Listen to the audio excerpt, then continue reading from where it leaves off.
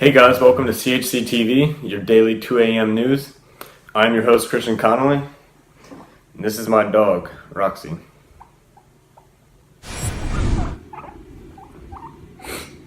We have an exciting day today. We're discussing whether or not U.S. voters should be required to show valid state-issued ID when voting, or if it's really rather just unnecessary.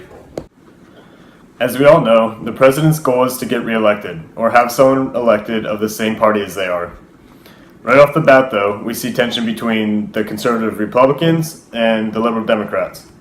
The right side often pushes for photo ID laws, especially after President Obama's election, some say. Hans von Spakovsky, manager of the Election Law Reform Initiative at the Conservative Heritage Foundation, says that voters who have to show ID constantly in their everyday lives certainly don't see ID as a problem. It is a common sense, basic requirement needed to ensure election integrity, which is an essential part of free and fair elections. The left side, well, they have the opposite stance. The Democrats believe that these laws forcing voters to have state-issued ID pictures are set in place to stop Democrat voters. Political scientists at the University of California at San Diego found substantial drops in turnout for minorities under strict voter ID laws. In just 4 years' analysis, there is a valid point to this idea, as minorities, often Democrat, cannot always obtain valid ID, enabling them to vote. According to the New York Times, election law experts broadly agree that voter fraud is not a widespread problem in America. The Republicans simply feel that there is enough fraud to raise concern, and they feel the necessity for photo ID to put a stop to the fraud. I myself supported photo ID because what's so hard about it? Apparently, it can be a big, costly issue for some people, namely Black and Hispanic minorities. One man's mother changed his name when he was young.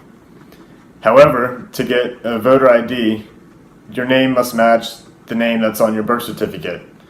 So the problem came when his names didn't match. He was unable to find proof of the documents of his name change from when he was little, and he did not want to go to court to pay the cost to get a new document from court, which would cost around $250. So what did he do? He didn't vote. It was for examples like this that the Dems criticized the voter ID laws as hindering voters for their party.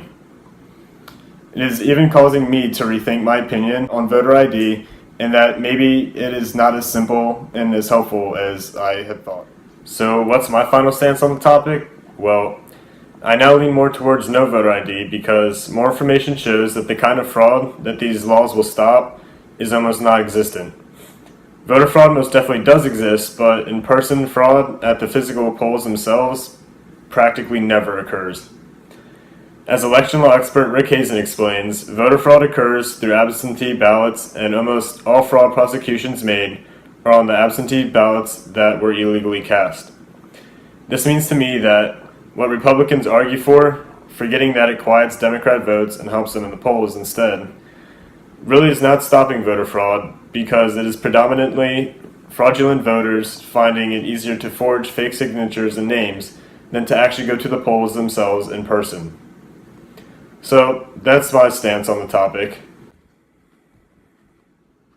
And that is it for us today.